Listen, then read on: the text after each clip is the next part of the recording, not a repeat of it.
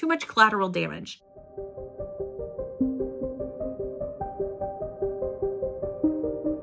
Hi everyone, my name is Brittany from Brittany Loves Reading, and today I'm starting my September wrap-up. I'm going to do September as a vlog style because when I tried to film August's wrap-up, I was just overwhelmed with the amount of books that I had to sit down and talk about. And I was like, I'm going to do this as a vlog style and see if I like that better, see if I like that concept better. We'll just give it a try, and if we don't like it, we'll go back to regular sit-down vlogs next month. But for this month, that's what we're going to do. Today is September 3rd. Last night, I finished They Both Die at the End by Adam Silvera. I ended up giving this 5 stars. I had a great time with this book. This book was so intriguing, had me just thinking about so many things. It was such a neat concept, and I really, really enjoyed it. So basically, this is set in the future, kind of in a dystopian sci-fi situation where there is something called Deathcast. And between the hours of midnight and 3 a.m., Deathcast will call you if you are set to die today, so that you can live out your last day how you want to live it out, talk to who you want to talk to, and kind of complete your life the way you want to complete it. There's a lot of talk in this book of whether this is a good system to have or a bad system. Does doing something because it's your last day cause it to be your last day? I would love to know more about the Deathcast system, and there is a prequel to this book that I am very interested in reading. We follow our 2 main characters, Rufus and Mateo. They both get the call that today is their last day. They are like teenage boys, like older, like 18-ish. And they both get the call that they are set to die today. They go on something called the Last Friend app, which helps connect you to someone who can be your last friend and live your last day with you if you don't have people to do that with. And they pair up and spend their last day together. For various reasons, they don't have family they can be spending time with on their last day, and they connect together and they form a friendship. There's a romance. It is a beautiful story. It's heartbreaking, because the title tells you what happens in the end, obviously. And I had a good book cry over this. It's thought-provoking, it's beautiful, it's gorgeous, it's all the things. The writing was great, the characters were fantastic. You really wanted to root for them, but you knew that it was a doomed existence right from the start. Highly recommend, and I'm glad I'm starting September off with such a fantastic read and a 5-star read. So it is September 5th, and yesterday I finished Louise Penny's A Rule Against Murder. This is the 4th book in the Armin Gamache series, and I have previously really enjoyed the first 3 books in this series. They were set in a little town called Three Pines, where Armin Gamache kept having to solve crimes in this town. And he is the head of homicide for the Quebec Homicide Division, and he keeps having to come to this small town and solve a murder. In this small town, there is such a wonderful cast of characters, and over 3 books, I have fallen in love with these characters. And unfortunately for this book, we did not return to Three Pines. Basically, all of my favorite characters that I have grown to love over 3 books were not in here.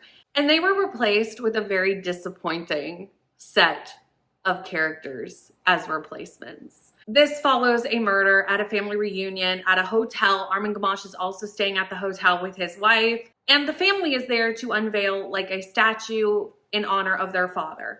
The father's statue actually crushes somebody, and that is the murder. And we have to find out, obviously, who murdered that person. I found the mystery quite obvious. And unfortunately, what I come for in these books is the characters. I come for the characters. That's why I read these books. And because all of my favorite characters were not in here, I was left extremely disappointed. This only ended up getting 2 stars, which is so disappointing for me because I loved the first few books in this series. I've even given one of them 5 stars. But I will be continuing with this series and just hope that we return to Three Pines in the future, hopefully in the next book. Right now, this series is on a bubble for me. If it continues in this vein, I'll probably give it up at some point, but I'm hoping that it turns around. So today is September 6th, and yesterday I ended up finishing 2 books. The first one was Wrong Place, Wrong Time by Gillian McAllister. This book I ended up giving 5 stars. This follows our main character, Jen. Jen, at midnight, sees her son commit a murder, and she has no idea why her sweet 18-year-old boy would do something like this. This sends her into a time loop to go back in time to see if she can stop this murder, save her son, and save this other person as well, and find out what led up to this murder. Why did this happen? Jen has no idea. This is not a Groundhog Day trope, thank goodness, because those tend not to be my favorite. I find them quite repetitive. This is definitely just time travel. Every day we go one day or sometimes do a little bit longer of a jump back in time. We never live the same day over and over again. And I think that's why I love this so much. I loved the way it was written. It was something different. With thrillers, sometimes you don't see things that are different once you've read a certain number of thrillers. And this was quite different. I also saw some of the twists coming, but there were some twists that I didn't. And even though I knew and kind of figured out some of them, it did not detract from my enjoyment of this book overall. I whizzed through this, found it so easy to read, so digestible, and had a fantastic time with it. It was a really interesting look into how knowing what comes in the future really changes what you see in the past, and how hindsight really gives you a new perspective on little moments in your life.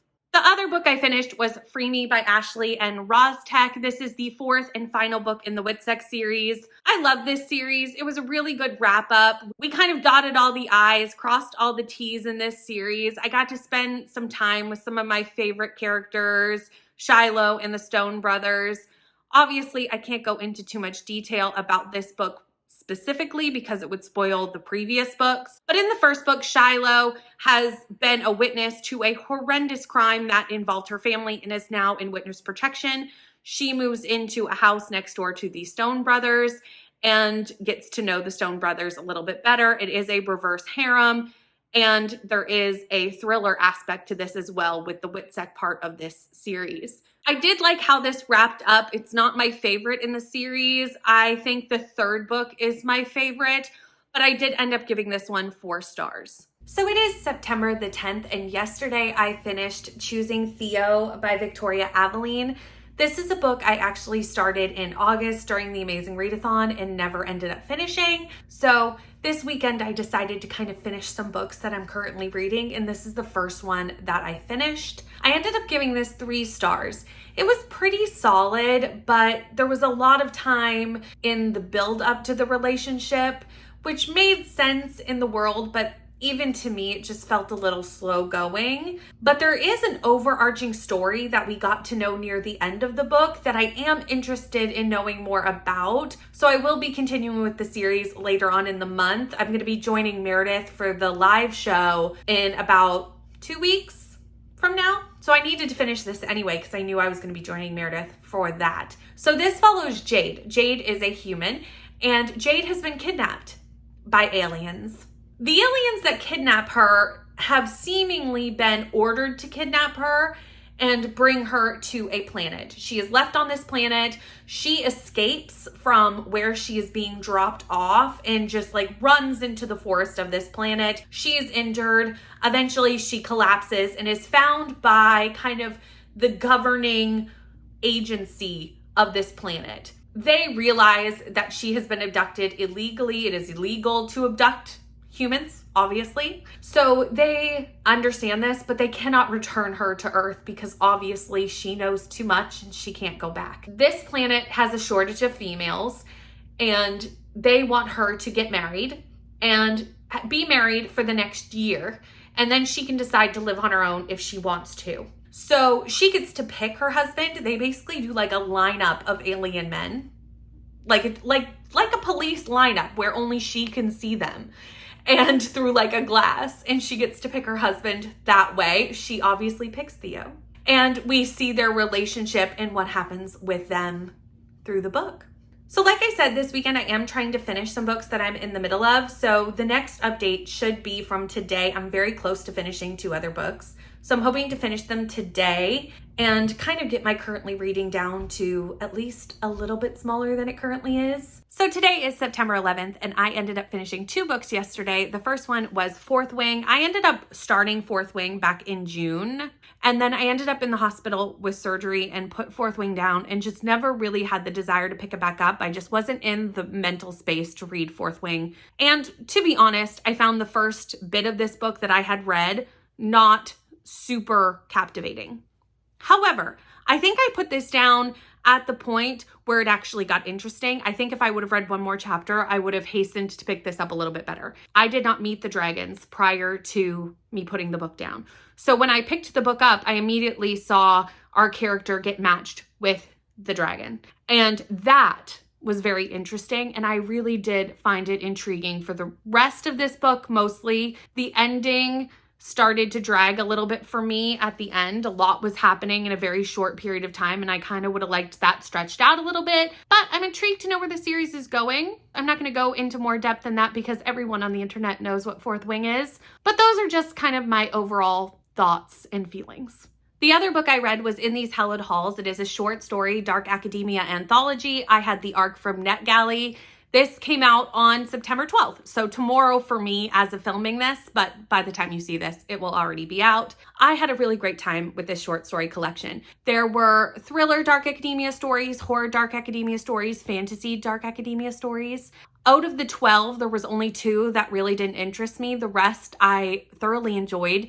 Even the horror ones, I actually think the horror ones were more my favorites in the book, which is shocking. I will say they are very light horror, which is probably why I did like them. Some of my standout stories were probably Olivia Blake's story with the supercomputer that has anxiety. That was kind of fun to read about. There was a couple of good murder stories. Like I said, the horror, which I won't go into because anything I said about them would be kind of spoilers to what happens in the story. I had a good time with this short story collection, ended up giving it 4 stars, was really glad to pick it up. Obviously, I love dark academia, so anytime I can read dark academia stories, I'm in. So today is the 13th of September, and last night on Sprints, I finished Yours Truly by Abby Jimenez.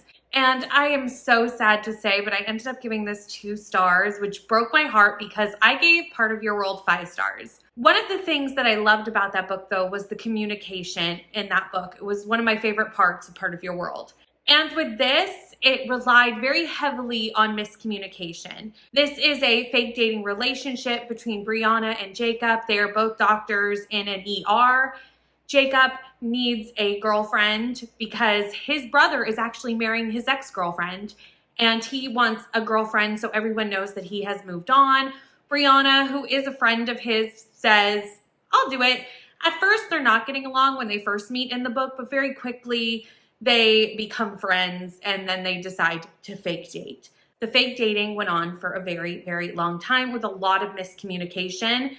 And then there was a trope at the end of this book that this is actually, I think, the first book I've ever read that trope in, and it was not my favorite. So between the very large use of miscommunication and that, the longer the book went on, the more frustrated I was with these characters. The part of this that I did like was the anxiety rep for Jacob. Jacob has anxiety, and I did like the anxiety rep in this book, as well as Brianna's brother Benny is in kidney failure, and we do talk about organ donation in this book, and I actually found that kind of interesting as well and done well in the book. Unfortunately, it did not really make me enjoy the book enough because I really just was so annoyed with the main characters, especially Brianna, but also with Jacob a little bit, and the just miscommunication that constantly went on, and then, like I said, the trope at the end, not my favorite. So today is September 16th, and I am currently without power because we are having a hurricane coming up the coast. Luckily, it's on the other side of the province, but it's still affecting my power, but that's okay. We're still going to vlog. We're going to just keep going with the wrap up. Yesterday, I finished Kissing Kosher by Jean Meltzer. Ended up giving this 4 stars. This is the second book by this author that I have read, and I've enjoyed both immensely. I love the Jewish culture in these books, and I also love the chronic pain representation in both of the books. The author is Jewish and also suffers from chronic pain, so it is own voices representation, and I enjoy how Jean puts her experiences into the book. This follows Avital and Ethan. Avital is running her family's bakery with her brother Josh, and they have been running this bakery for a number of years now, but the bakery was originally started by their grandfather and his partner, Moishe. Moishe is Ethan's grandfather, and many, many years ago, the 2 grandfathers had a rift. They split up. One kept the bakery and one started a business that basically was in-home baked goods that you could buy at the grocery store. They have not spoken to each other since, so there's like a generational rift going on in this family. Moisha, who is Ethan's grandfather, has basically blackmailed Ethan into going undercover at the bakery to find the pumpkin spice babka recipe and steal it. Ethan does not want to do this, but he is being forced to. There's a blackmail element, like I said, so he goes undercover at the bakery. Instantly, there is an attraction between Avital and Ethan, and after a time, a romance starts happening. Avital suffers from chronic pain, which I can't think of the name of the illness at this time, but it gives pelvic floor pain. So obviously, throughout this book, there's a lot of talk of how that affects Avital and her way of being intimate with her partner. And I absolutely love how this was covered in this book and how wonderful Ethan was to work with Avital and how loving he was. And the romance of this book was really just fantastic. It is Monday, the 18th of September, and yesterday I finished One of Us is Dead by Geneva Rose. This book follows basically a bunch of rich housewives, and they have the drama. It's very Real Housewives feel, Desperate Housewives feel. There is a lot of drama between these ladies, but someone is murdered. For most of the book, we don't know who is murdered. We don't really find out till the very end. And I did find that the plot was extremely slow. There was really almost no plot other than the fact that there was drama in this book for the entire first 70%. Once we find out what's going on underneath and behind the scenes, there is a bit more plot at the end of the book. However, I felt like I would have liked to have seen that sprinkled throughout the book a little bit more. There was really no way to connect the overlining plot together if you even want. Like, if I went back and read it, I don't think I would see signs of what was going on in the first half of this book, because in the first half, we're really just focused on this drama. Why these women don't like each other, who's going to be the chairwoman of this organization. They're at the hair salon a lot saying really catty things to each other. And that is what most of this book is, and it takes a really long time to get to the meat and potatoes of this book. But I still had a good time with it, if that makes sense, so I ended up giving it 3 stars. Hi everyone, it is Wednesday, September 20th, and I have finished another book. I actually finished it yesterday, but really haven't had a chance to pop in and talk to you yet. But I finished The Long Game by Elena Armas, and I ended up giving this 4 stars. I really enjoyed the second half of this book. The first half was just okay for me, and let's jump into that. So this follows Adeline and Cameron. Adeline is the daughter to the owner of the Miami Flames, which is a soccer club. And Adeline decides to attack the mascot of the team. We don't know why Adeline does this until much later into the book, but Adeline attacks the mascot. It is caught on film, it goes viral, and her dad basically sends her away while he cleans up this mess. She goes to a very small town and has to be the manager of a soccer team, but it is a girls' soccer team of 7 to 10-year-old girls.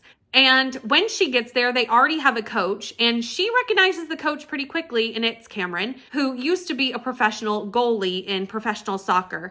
He doesn't want anyone to know who he is. He's hiding out for his own reasons that we do eventually figure out as well. In the beginning of this book, it's really set up that Adeline and Cameron have an enemies to lovers situation. And realistically, that never really hit home for me. Their reasons for disliking each other just weren't really that genuine. And I just felt disconnected to the enemies to lovers plotline at the start of this book. However, at 40% into this book took a turn. And I fell in love with these characters. I fell in love with Adeline. She's such a strong character. She's going through a lot. And Cameron, who is also a really strong man, is still loving that she is so strong and is willing to just be there for her and support her in any way that he can. And it's just a beautiful romance in the end of this book. It's also got some good smutty scenes. There's a lot of great small town romance in here, and the characters in this small town are really fun. It definitely set up for the sequel. I know the sequel follows Josie and Matthew, who are both in this book. Josie is basically the town's mayor.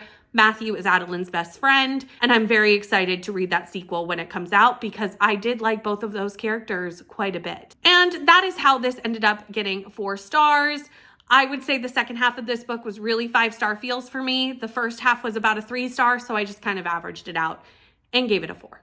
So today is September 24th, and yesterday was the 23rd. Obviously, that's how calendars work. Yesterday was my day reading Ice Planet Barbarian Sprints with Leandra, the TBR0, live with all of you on Sprints. We always read 2 books, so I finished 2 Ice Planet Barbarians books, 8 and 9. The first one was Barbarians Taming. This one I gave 5 stars. I loved the romance in this book between Maddie and Hassan. It was a very fast-paced romance. We got into it very, very quickly, but there was a reason for that. There was a lot of things that happened to the society of barbarians in the second half of this book that really moved the plot forward. And I was really intrigued by the direction that Ruby Dixon was taking in this book. If you don't know Ice Planet Barbarians, I'm gonna assume that you do, but it's basically a group of women who were left on an ice planet and are now kind of pairing up with alien men to survive, and they fall in love with them, etc., etc. There is usually a good amount of sci-fi plot in these books, way more than I thought there would be going into them. I mean, it's certainly still mostly smut, but there is some sci-fi plot, and in this one, there was quite a bit, like I said, of moving the plot forward, lots to do with the society and the betterment of society. Probably my second favorite in the whole series. Then we got to Barbarians Heart, which is book 9, and unfortunately, I strongly disliked this book. I ended up giving it 1 star. This one follows Stacy and Paschal. Something happens, like I said, and a lot happens in the book prior. And during some of that, Pascal is injured. And we are seeing him following basically a very traumatic brain injury. And the book that we're reading is about 2 weeks from the incident where he had his traumatic brain injury. He is starting to heal. He's able to function. He's able to walk, talk, etc., etc. His personality seems unchanged, but he does have some amnesia based around the event, and he does not remember Stacy, who is his mate, or his son, Pacey. And unfortunately, in this book, there was very, very, very, very little sympathy for this poor alien man. Like, he has suffered a traumatic brain injury, and everyone around him is really putting the ownership of him getting his memories back on him. They're like, why can't you get your memories back? Why can't you remember? And there is so much victim blaming in this book, and I just could not get over it. I did not like the main character, Stacy, because she was definitely one of the people who was victim blaming the most, and her attitude was just not it. And on top of all of that, I honestly felt like the smut scenes in this book were really, really cringy. Some of the things that happened around different things in that aspect were just very cringy. And that kind of was surprising because I know Ruby Dixon can write smut. I've read 8 books of it. So I'm very confused how this book even came to be. And it is my least favorite book in the series as of reading as far as I have. But we will be continuing because I did have a 5-star yesterday. So I ran the whole gambit of star ratings with Ice Planet Barbarians yesterday, and we'll see how it goes going forward.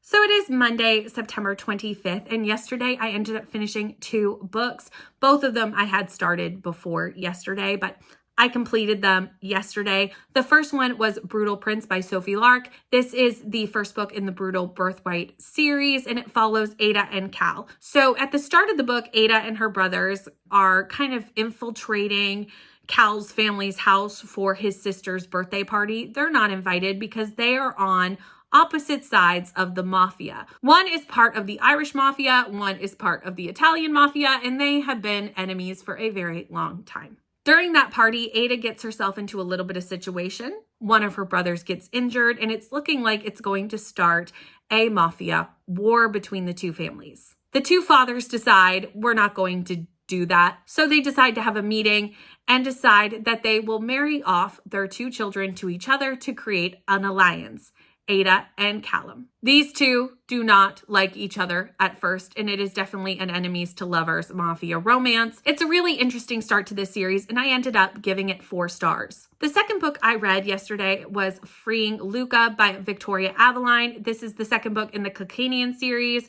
which is an alien romance series that I started last month. And we find out that there is a sex trafficking situation happening with human females to bring them to this planet by an underground kind of villain agency. And the society is not okay with this. They're like, that's illegal. We cannot have this happening, and we need to find what's going on and stop it.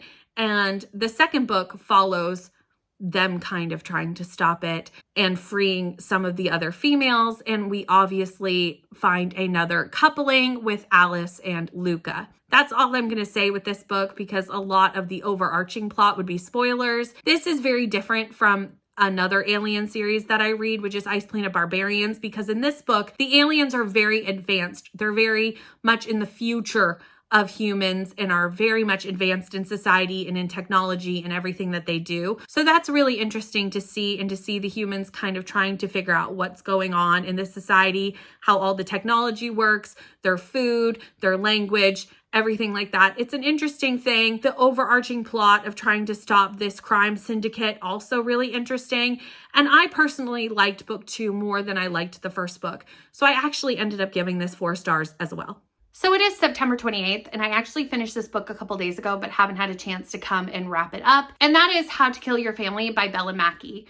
This book was really not what I was expecting, but I had a great time with it anyway. In my head, this was going to be a satirical book more than a thriller. And it wasn't really a thriller, but it definitely wasn't satirical. It was much darker than I anticipated.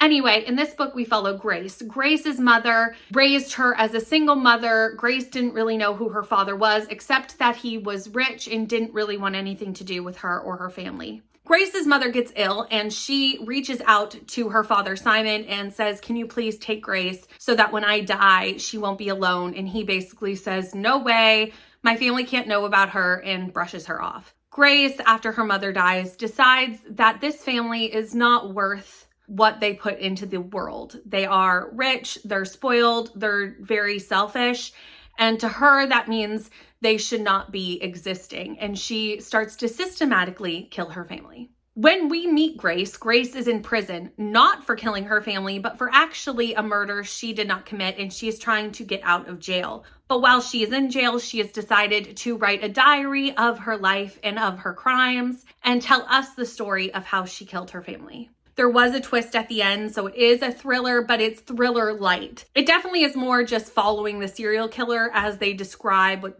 happened to them. See what her thought processes were and how she justified what she did. But also, you kind of do like Grace in a weird way. Bella Mackie wrote her likable even though she's killing people. So it's a weird dichotomy with this character of like, you shouldn't be doing this. Your reasonings for doing it are severely flawed. And obviously, like, you are a psychopath. But, like, you're likable in a way. Like, I care about hearing about your story, which is, it's a weird way. And I think it's hard to write a character like that you, like, hate, but you also want to know more about.